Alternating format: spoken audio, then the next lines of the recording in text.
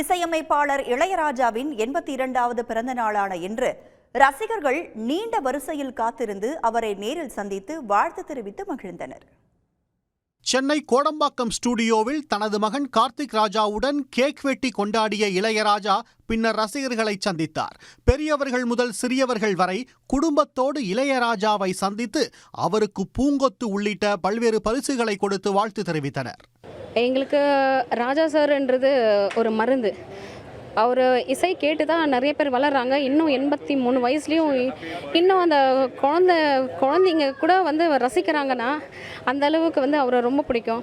காதல் ஓவியம் பாடும் காவியம் தேன் சிந்தும் பூஞ்சோலை நம் ராஜ்யம் என்றும் ஆனந்தம் பேரின்பம் தெய்வீகம்.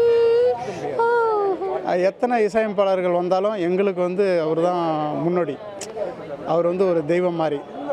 நான் சினி ஃபீல்டில் கேப்டன் விஜயகாந்த், இசைஞானி இவர் 2 பேரை மட்டும் தான் எனக்கு ரொம்ப பிடிக்கும்.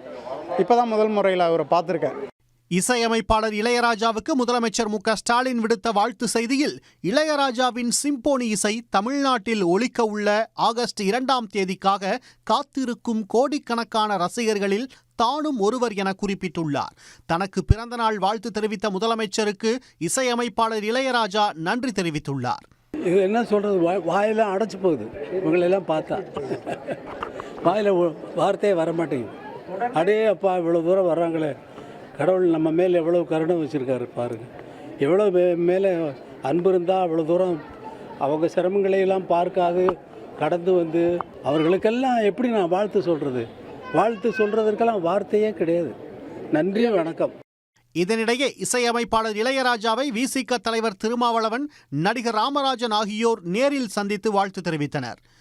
தமிழ்நாடு அரசு வருகிற ஆகஸ்ட் 2ஆம் தேதி அவருடைய சிம்பனி படைப்புக்காக பாராட்டு விழாவை நடத்துகிறது. அந்த விழா வெற்றிகரமாக அமைய எமது வாழ்த்துக்களை தெரிவித்துக் கொள்கிறோம். இது தமிழர்கள் பெருமைப்படக்கூடிய நாள். ஏன்னா இந்த மாதிரி ஒரு இசையமைப்பாளர் வரப்போறது இல்லை. அந்த அளவு தமிழ்நாட்டுக்கு மிகப்பெரிய பெருமை வாங்கி கொடுத்தவர் அறிஞர் இசைஞானி அவர்கள். அவர் பிறந்த நாளில் அவர் சந்தித்து அவர் வாழ்த்து கூறி அவர் ஆசைப்பட்டது எனக்கு மிகப்பெரிய பாக்கியம். இதேபோன்று அரசியல் தலைவர்கள், திரை பிரபலங்கள் பலரும் சமூக வலைதளங்கள் வாயிலாக இளையராஜாவுக்கு பிறந்தநாள் வாழ்த்துக்களை தெரிவித்து வருகின்றனர். தனக்கு வாழ்த்து தெரிவித்தவர்களுக்கு நன்றியை தெரிவித்துக் கொள்வதாக இளையராஜா தெரிவித்துள்ளார். உடனுக்குடன் செய்திகளை தெரிந்து கொள்ள சன் நியூஸ் பெல் ஐகானை கிளிக் பண்ணுங்க.